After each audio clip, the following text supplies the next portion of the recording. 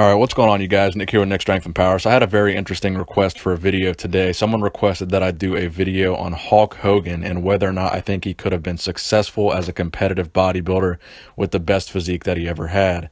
So obviously when I make these videos, I know that these wrestlers would not have made more money or been more successful as bodybuilders. But the question simply is, could their physiques in their prime have gone toe-to-toe with the bodybuilders that competed in that era? So Hulk Hogan was an active wrestler from 1977 to 2013. So we're going to look at his physique pretty much from 1980 to 1990. I think that's where his physique really peaked out, was in that 10-year span is where he brought his best physique. Then from 1990 to present day, obviously his physique declined significantly because he got a lot older. He's currently 63 years old. So obviously the more recent photos of Hulk Hogan aren't going to be the photos we're talking about when we discuss whether or not he could have been a good competitive bodybuilder. So we want to keep in mind bodybuilders from about 1980 to 1990 when we're thinking about Hulk Hogan's physique. So Hulk Hogan's build weight was 303 pounds. His build height was 6'8", and he claimed that his arms were 24 inches, but we probably know, most of us probably know that that's not a true measurement. So we can probably rule that out when we're discussing whether or not he would have been a good bodybuilder. So his height, it's debatable how tall he really was. Obviously the build height and weights they're always exaggerated, but Hulk Hogan was actually a really, really tall dude.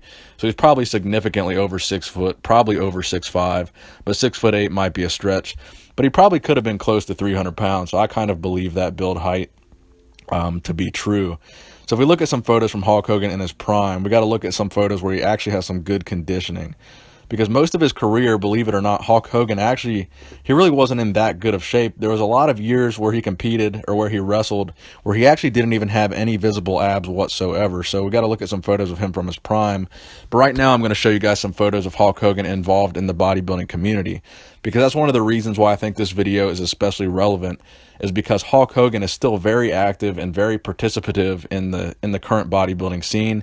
You know, he hangs out with guys like Jay Cutler, Phil Heath. He goes to all the expos. He's taken multiple pictures with Kai Green and Jay. I think he's got a picture with Phil Heath in here.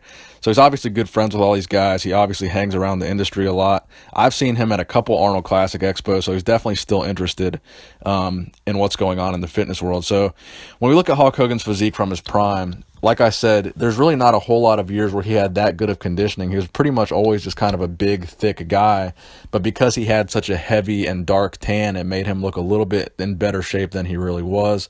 So really what we got to look at is his chest. So in his best years, his chest actually looked pretty decent. So his chest looked pretty good. And if we compare it to the chest of some of the pro bodybuilders from that window of time, he actually had a pretty comparable chest in his prime. But obviously as he got older, his chest seemed to really flatten out and develop kind of a weird look to it. And his lower pecs especially kind of seemed to fade away. But in his prime, he did have a pretty good chest that stuck out pretty good. So pretty good development in his chest. Like I said, he claims to have had 24-inch arms, but we pretty much know that's not the case.